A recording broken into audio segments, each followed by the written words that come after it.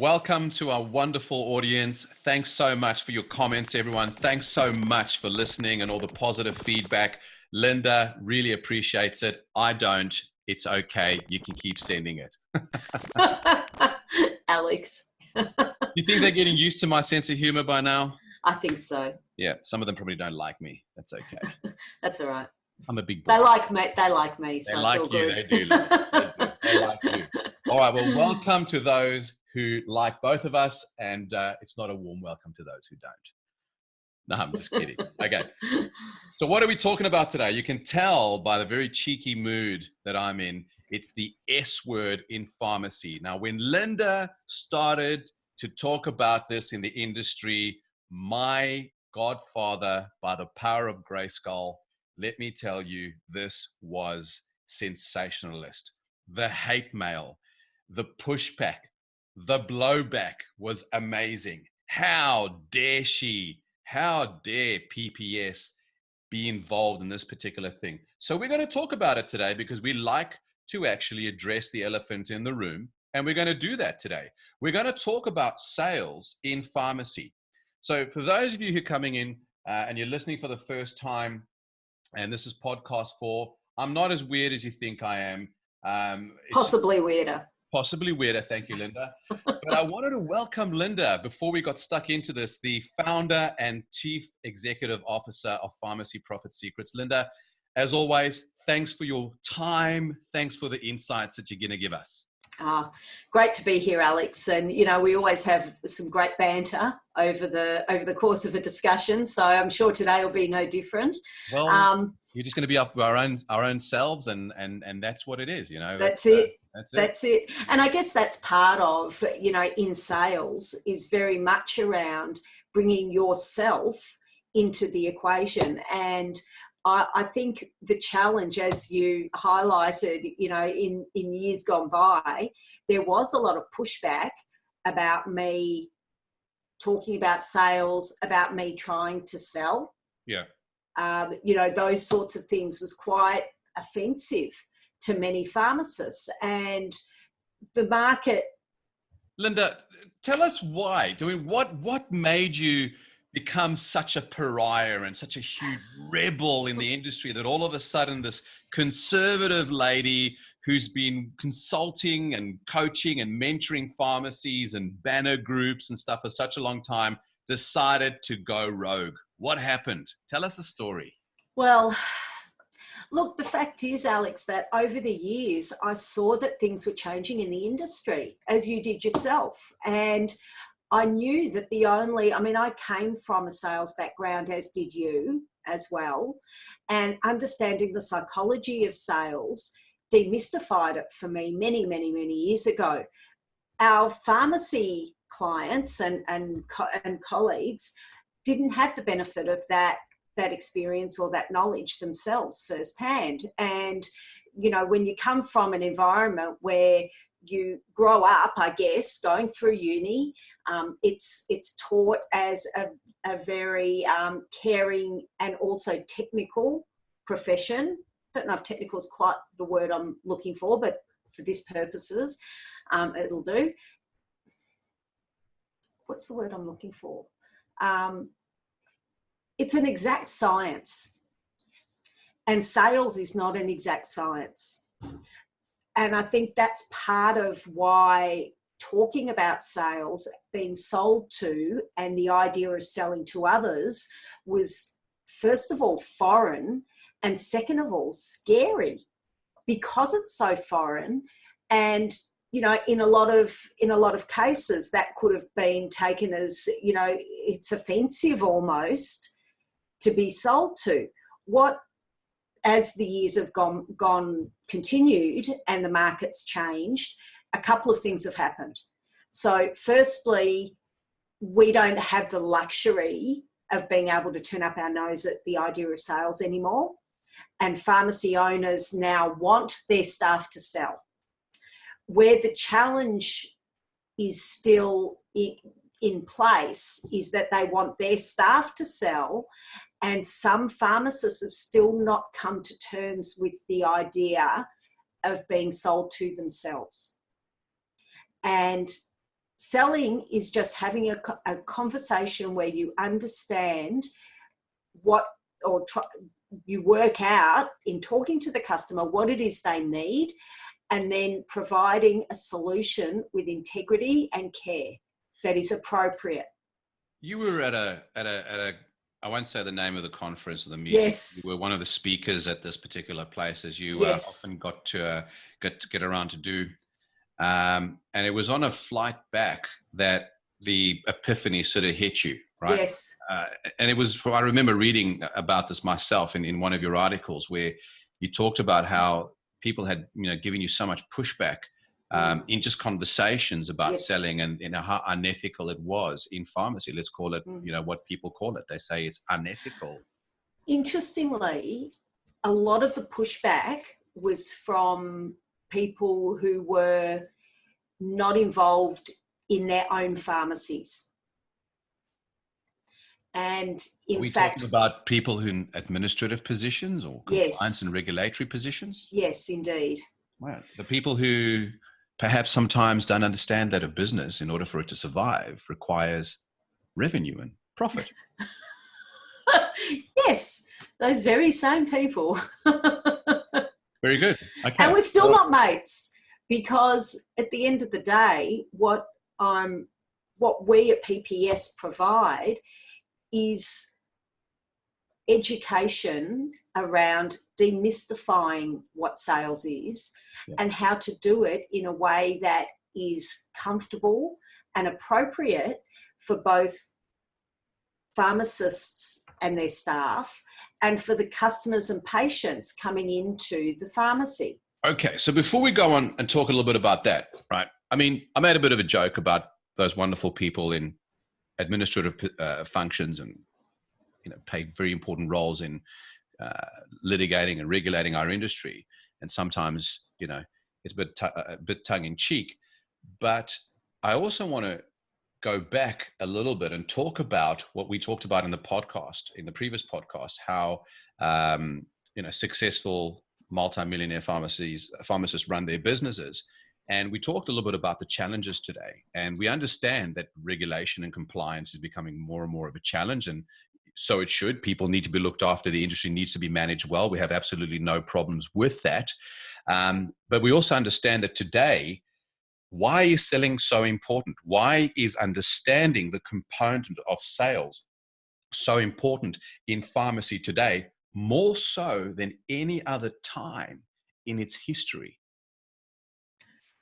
Sales is an opportunity for a number of things. It is an opportunity to create financial success in an environment where it doesn't just flow through automatically anymore. Well, why doesn't it? I mean, you're talking about, creating financial success. I mean, aren't all pharmacists multi-millionaires today? I mean, you study as a pharmacist today, you're guaranteed that if you're going to find the money or be able to loan the money to open up a pharmacy, you're going to be a multi-millionaire. I mean, isn't that what happens these days? We love that. Anyone that believes that is who've drunk the Kool-Aid in this day and age, good luck to them. So what are some of the challenges? I mean, what are some of the challenges going on? Give our listeners a bit of an idea. What are some of the challenges that the guys are facing today? And then why is sales so important? Well, the challenge is that there is a lot of competition, as we've discussed. We've talked about this in previous podcasts. There's a lot of competition. There are some very aggressive competitors out there. They're providing, that they don't need to do sales as such, because their marketing is bringing a flow of people through the door. For communities, how are they doing that? Well, through their advertising, their value proposition, which is very targeted to a particular, particular type of customer. With discounts with, the lowest prices. Absolutely. And people believe that. And in many cases, it's not true, but people believe it. So those particular customers that used to come to you are now gone. Exactly. And so what sales provides, and selling skills provide, is an opportunity to really help the customer at the deepest level when they come in to the pharmacy. And you don't need to have a constant flow of you know, of course we all want as many customers as possible. At the end of the day, it's not actually about the quantity so much as the quality of customers. And the thing is that when you have a high quality customer, as in someone who sees you as their trusted advisor in matters relating to their health and well-being, they not only will take your advice and, you know, utilize your professional services, buy more from the front of shop, you know, all those sorts of things, but they tend to talk to their friends and their people in their local area. You know, it comes up in conversation. Oh, I've really got to go and get a script filled. Oh, you know, I go to this pharmacy on the corner. They're awesome. Word of mouth. It's still very powerful, right? It's very powerful. And selling itself, you know, marketing, there can be some costs involved. Selling is a no-cost marketing strategy. You know, people are selling exactly. Can we get to the nitty-gritty here? I mean, you know, we don't want to manipulate people to come into our pharmacy. We don't want to force them to buy stuff that they don't need. I mean, is that what you're saying, Linda? Not at all, Alex. And you know the answer to that because we've had so many spirited discussions about this. And particularly because I guess, you know, in the early days, we had to be devil's advocate in that sense and say, well, you know, what is selling and is it legitimate in this sort of environment? And at the end of the day, we recognize that all selling is doing is adding value. And you're adding value by building rapport, building the relationship with the customers, understanding them, and building a trust-based relationship where you're then adding value with particular services, products, advice that meets their needs. And when it's done well, when selling is done well, then customers walk away going, you know what? I had this in the back of my mind that I needed this or I needed that, but I didn't really understand. I wasn't sure what it was all about and I didn't know if I really needed it. Now I know, and sometimes I didn't need it, but very often the person in the store has actually uncovered a need that they didn't even know they really had. Right. I love that. It's so true. It's just actually having a conversation where you actually really care. 100%. And that's all it is. It's having a caring conversation where it's not, do you want fries with that? And I think there's a bit of a misnomer in the industry because there's so much talk around companion selling. Right. It's not, companion selling is offering a product along with whatever they're already buying, but is it actually selling? People think, oh, you're offering it, oh, that's selling. That's not selling. Selling is really identifying what the customer needs and what other products and services there are that will meet that need along with, you know, with their script. For example, you know, are they aware that, and this is a pretty common one, so that's why it springs to mind straight away, sure, that, you know, particular medications can create, you know, it's useful for people to have probiotics to offset some side effects. You know, that's a fairly common one, and you could say that's companion selling, but probing a little bit more and saying, you know, what's happened when you've taken this medication? We've had a lot of feedback about this. Has this been your experience? If it isn't, and it may not be, there might be another product which is more appropriate. Yeah, you know, you're 100% right with this. And we have talked about this quite spiritedly, so to speak, over the time. And I know that your fundamental core belief pervades throughout Pharmacy Profit Secrets, which is number one job of pharmacy is to take care of the patient and the customer. That's number one. But number two is to make sure that you stay in business and you do well, because you won't be able to take care of anybody unless you're able to do that.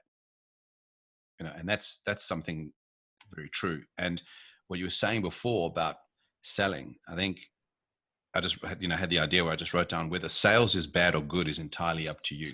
how you see it, because, you know, so many people have negative connotations to it. Not everybody. Let's face it. There are people out there right now who are going, hey, I got no issue with this. And that's cool. You know, carry on. But there are those who have the negative perspective when it comes to this, but it's basically called, you know, shooting yourself in the foot, isn't it? Absolutely. And what it boils down to, Alex, is the pharmacy owner having a vision, or better yet, creating a vision with their staff about who they are, what they stand for, what type of customers they feel best equipped to work with, to help and care for. Can I ask you a question? Sure. This is going to sound a bit weird, right? But do pharmacy business owners really want to sell more and make more money, or are they just venting? Great question. And the answer is both. It starts with venting in a lot of cases, and people, and I don't think this is specific to pharmacists. I think human nature is that before we come to terms with not only a change being needed, but feeling committed to making a change, we need to express how we're really feeling about it. And the fact is, as human beings, we want to be in a comfort zone. That's how it works. That's how we're built.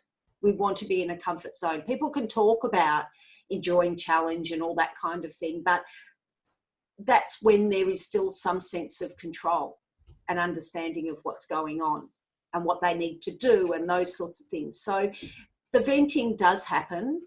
I think where people get stuck is they meet up with other people who are venting, and you all have a good old bitch fest. Yeah. And that feels good to get stuff off your chest. It's not until or unless you have enough of that and say, right, well, now I've actually got to do something about it, that you can start to create a vision of not just what it should look like, but what you need to do to work out what it should look like. So what proportion of business owners today, especially in pharmacy, do you see as forward thinking, in the sense of, I mean, we have so many people in the market today that they're doing okay. You know, they're not maybe killing it like they were and smashing it a few years back, but they're still doing okay.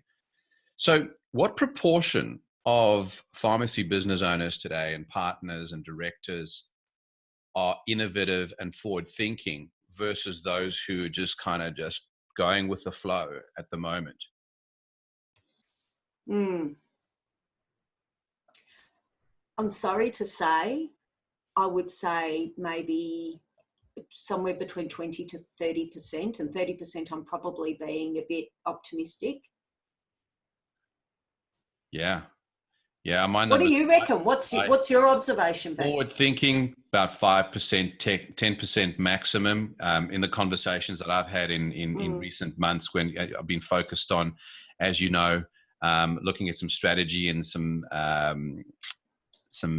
consulting sessions with our magnificent clients, and things are changing. You know, things are changing. Things are very interesting, and I feel that so many people are in this comfort zone, as you were talking about before, and this is why I'm asking the question, because it's human nature, as you were talking about human nature, that people only really start to change or make an effective change or look to change when they actually get themselves into a difficult situation. And in psychology, late, isn't it? Yes, it is. And in psychology, we say that the pain of change must be less than the pain of staying the same for someone to actually do something. Yeah. And it's now getting to the point, I guess you could almost say getting to the pointy end with many pharmacies, that they now know they need, the pain of staying the same is worse than the pain of change. And that's when they stop venting and start doing. Because we've seen it before. You know, I've been privileged enough to spend time with you at conferences and watch you speak and be there to help out and to talk to people. And you know, you see so many people who go to these places and they've got these wonderful ideas and, you know, incredible motivation and inspiration to make changes. And, you know, everyone's talking and everyone's planning to meet and catch up. And then the meetings happen for, you know, the few weeks, in some cases only a few days thereafter, and then it sort of fizzles away. Everyone gets sort of sucked into their, you know, their own world again and into their own sort of system again. And then you meet them a year later or 2 years later, and they still got the same frustrations, you know, same challenges and that kind of stuff. And you just think, wow, you know, where could you be today had you done something truly positive for yourself back then? You know, so I only brought that up only because you started talking about human nature, and it is such a integral component for it. Because when I asked the question, you know, do they pharmacy business owners and directors and partners truly want to change their business, or do they just vent? You know, sometimes you just get the feeling that they just want someone to listen and someone to talk to, but then the comfort zone that they're in, yeah, sure, things are different and it's not the same as it used to be, not as easy, and maybe they earn the same kind of money and that kind of thing. But the comfort zone thing is a concern to me, because it's a whole concept of the lobster, you know. You know what I mean? Yeah. And you know, I'm not going to go through the whole parable now and bore everybody because they're here to listen to you. The reality is that that's my biggest concern in terms of what we're talking about. And when you have conversations with people and they talk about, you know, I don't want to sell, and they take it in such a negative outlook, and they don't realize, you know, that, well, actually, first and foremost, you need to be ethical, but you also need to run your business, and you need to know how to run your business well. And selling today is very different to what it was before. I mean, you sure we're not talking about the manipulative techniques of timeshare sales in the 1980s and hardcore closing sales. I mean, you try that on people these days, and you become very unpopular. But we're talking about service orientated, servicing your industry, taking an actual interest in the people who walk through your doors. And by doing that, you actually give them the best possible health outcomes that they can get. Because, you know, for me personally, and I'll just quickly, you know, give you some examples. I've been to pharmacies just like everybody else, and there are times where I've been ignored. When people are just so busy with their work inside the pharmacy, I just don't matter. And I hand them a script and away I go. And sometimes I have to tell you, I haven't looked very good. Find that hard to believe. But yeah, I mean, people come in looking unwell. And I get absolutely what you're saying, that, you know, people have just gone on in that same old groove. And you and I both know, you know, how many clients over the years have we worked with who we met 3, 4, 5 years previously, who were in pain then, but couldn't make the decision to change. And it took them, you know, that time to actually come to terms with the fact that they need to do something, and they were committed to doing it. And that cycle is becoming shorter and shorter and shorter now, because the market is more and more competitive, and selling is the one thing that people need education around, particularly in community pharmacy, not just so they're not scared of it, but that it is appropriate with pharmacy customers and patients. And so the pharmacy staff feel comfortable actually asking the questions and understanding that all they're doing is getting a deeper understanding of the customer and providing a solution. Because some people do, some of the pharmacy assistants, you know, I mean, they're all, you know, incredible people, but some of them find it extremely easy and it's natural to ask questions and just to be empathetic, and they're able to give themselves, you know, to that particular side of people. But there are others that find it extremely difficult, right? And there are some who love to connect with people, but haven't had the skill or the awareness or comfort to ask some pertinent questions within the chat. So what are some of the things that people can do? How can pharmacy assistants help out the owners of the company or the pharmacist in there? How can the pharmacist help? What do you suggest people do in these particular situations to have a pharmacy that connects more and engages more with their community? I think the first thing is understanding the community, knowing what you're looking for in terms of the type of customer and what their typical issues, problems are that you can solve. Right. I think pharmacy staff and pharmacists are good at building rapport. You know, they're generally caring people, right, who want to connect. Yeah. And so it really is about having an understanding of the type of people walking in your door, and then caring enough to ask the questions and be held, you know, in terms of, you know, whether that pharmacist is an employee of yours or whether it's a pharmacy assistant that we're talking about, that there is some level of accountability for the results. Because so then they're more motivated. How do they do that? How do they go from having the right products in front of shop and inside the pharmacy to team members who are ready to engage and show that concern and that care to the point where it's then the results are definitely going to come through because of it? There's staff, I mean, the basic is staff need to understand the products as well as the customers. They need to have some KPIs around particular, you know, if you know that your customer base consists of, you know, there's a good percentage of people who have a particular issue, whether it's, let's say, diabetes.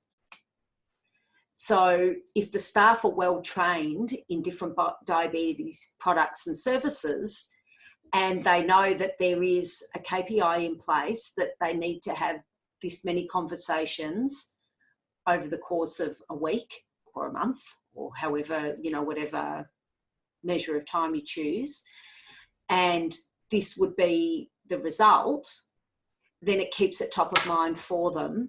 And then they develop expertise and confidence in their expertise on those particular aspects. So what happens then once someone knows, for example, about diabetes and they can talk to patients and do, you know, program the pharmacy and the pharmacist in relation to that?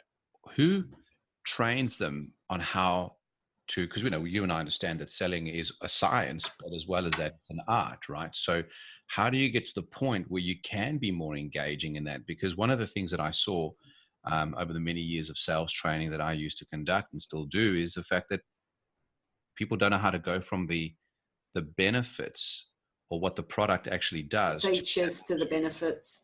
To understanding to how to actually connect that so that it resonates to that particular person. You know, maybe diabetes in this particular case isn't the right example, but, you know, you talked about companion selling.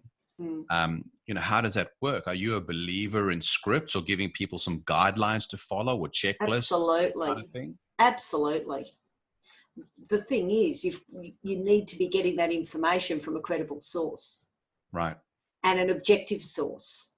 Right. So, you know, you can get information about a product from the manufacturer or the importer, but they're not going to give you the opportunity to compare one brand against another brand.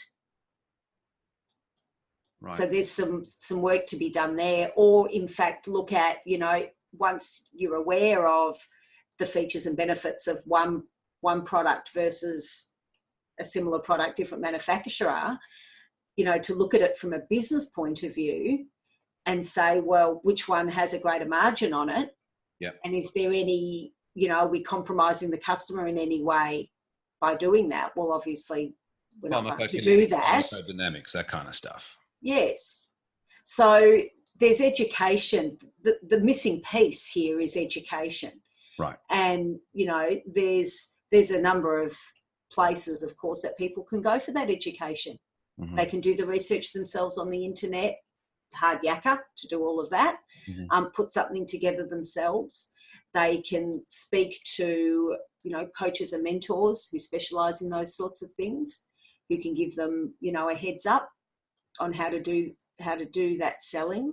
I know we've got like a mini sales training course within our program already for that reason. There's lots of different avenues for people to do the learning, but do the learning they must. So what you're saying then, I guess to summarize for everyone is, and help me if I've understood this correctly, is you're saying that you can't do this unless you want to, for a start. Then when you do this, it needs to be part of the vision of the business. So have you thought about that? And then you need to actually map out a plan. What is it that we want to target in terms of revenue, profitabilities? What products do we want to push, sell, that kind of stuff? What kind of customers do we want? Our customers, who do we want? In some cases it's who we have. So let's look after them as best as possible. So then make sure that we understand our numbers in terms of margin and profitabilities and that type of thing. And then giving everyone the opportunity to manage that particular process with targets, incentives, and giving them the actual practical knowledge to, in a very simple way, engage with people nicely so that the actual customer walks out the door going, wow, I feel like I've truly been valued. The pharmacy assistant or the pharmacist dealing with that particular customer says, that was a nice conversation, and I really feel like I helped somebody in the right potential way that I should have. But from a business perspective, that was also good, because sometimes from a business perspective, you might tell someone, go home and have a warm cup of tea. There's no profit in that. There's no revenue in that. But that still gives you, as you and I always talk about, the feel-good factor. And it's about you being the trusted advisor. It's about being the trusted advisor. You're not going to give people stuff that they don't want. And it was never a conversation around that. But what you're saying is, hang on a minute. You know what? If somebody needed something, you didn't do the right thing by them. You didn't value them. And you didn't actually value the business, and you didn't value yourself. Because had you done that, and if you'd given them what they really needed, you would have served them, you would have served the business, and you would have served yourself better. 100%. Fantastic summary, Alex. Well, that sums it up. No, Linda, as always, magnificent. Nice and tidy podcast today. Really enjoyed this. And I truly wanted to thank you, as always, for your time and for the insights that you give us. I wanted to thank our audience. And as always, we've got a nice little gift for you. You guys can go and click the 7 strategies proven to increase revenue in your pharmacy now. Do you make these costly sales-killing mistakes in your pharmacy?